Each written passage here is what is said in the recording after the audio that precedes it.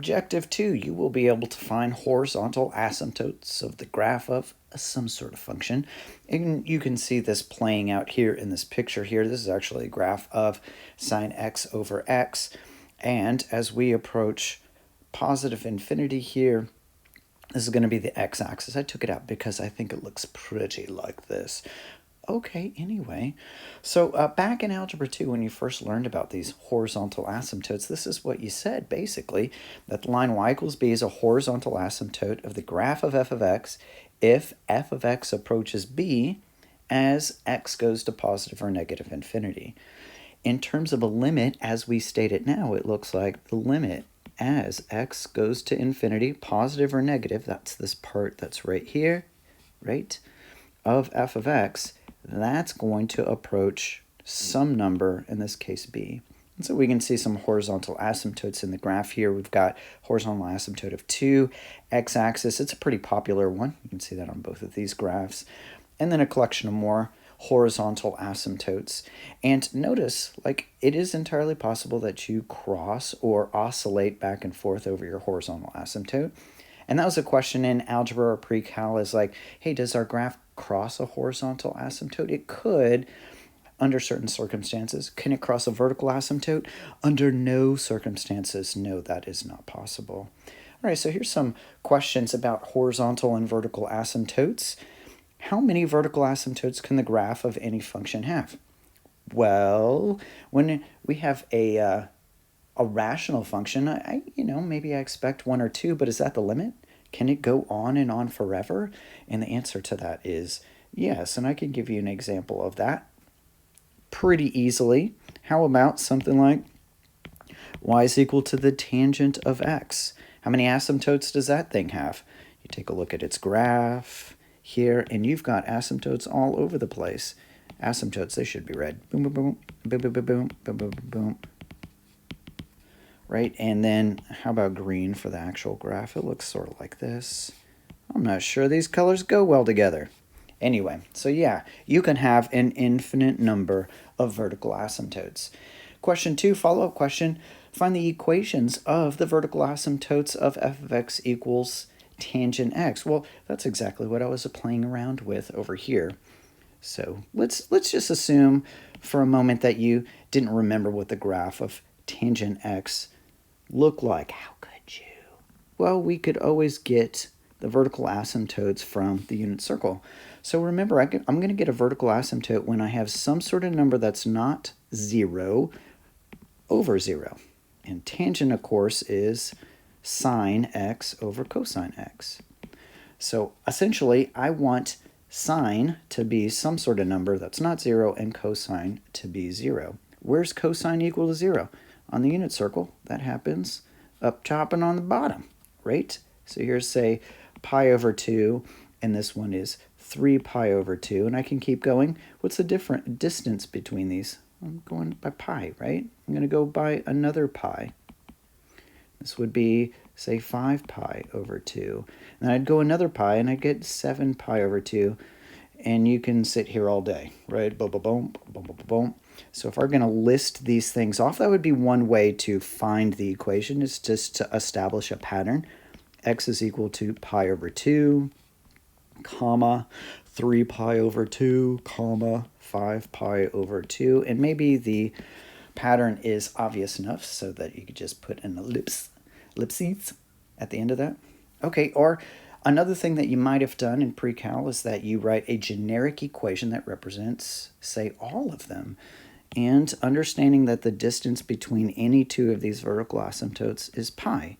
In other words, I could start at the first one, let's say pi over 2. I'm calling it the first one, but any one of them could be the first one. I like to call pi over 2 the first one. In order to get the next one, I'm going to add a multiple of pi. And then I write that as in pi, where n is an element of the integers. Well, that was pretty fancy. I'm going to make it even fancier. There we go. Now, another way to think of it is look at the numbers, like kind of like the coefficients of each of these. Like this is one of them. I've got 3 of them. I've got 5 of them. I'm taking odd multiples of pi over 2.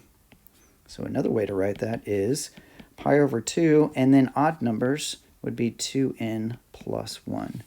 Now, if you notice, I could get this expression from just factoring out a pi over 2 from that expression. So just multiple ways of writing the same exact thing. Takeaway from that, vertical asymptotes, you can have a bunch of them. All right, follow-up question on example 7b. How many horizontal asymptotes can the graph of a function have? Well, usually, like, again, if we put our mind in the frame of rational functions, I'm usually expecting 1. It's like it's the x-axis. It's y equals 2 or something like that. But we can have, as you're about to see, so I'm going to kind of skip number 1 and move on to number 2 here to be able to actually flesh out this question. So maybe I put something like 1 question mark. Find the equations of the horizontal asymptotes of f of x equaling the inverse tangent of x. So with the inverse tangent, you don't break that down to sine over cosine. Instead, we look at the graph of tangent, which, I have graphed here, but I'm just going to take one section of it. With all of these inverse trig functions, we always have to restrict the domain in order for the inverse to actually be a function. And the portion that we take for tangent is from negative pi over 2 to pi over 2. And then let's say here's the graph of that thing. For the inverse, what I do is, how about purple there? I'm supposed to flip this graph over the line y equals x, right, for the inverse, which means these vertical asymptotes are going to become horizontal asymptotes when I flip this.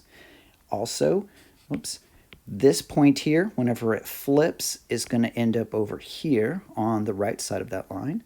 And the bottom part here that's going to negative infinity is going to point over here towards the left on top of that line. So it looks sort of like this. Let's put some horizontal asymptotes in here. And this is at pi over 2 and negative pi over 2. So remember, for inverse tangent, inverse trig functions, your output is always an angle. You put in the ratio and you get out an angle measurement. And then the actual graph will look like this. So now we can see the answer to question number 1 was not 1. It was specifically, boop, boop, you can have 2. Max 2. And specifically, you can have 2 because you have 1 going towards infinity, and then you have 1 going towards negative infinity.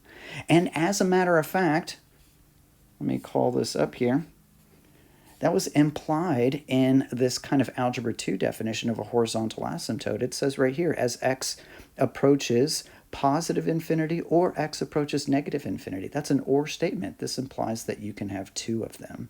So let's take a look then at the calculus definition of a horizontal asymptote in terms of limits and stuff.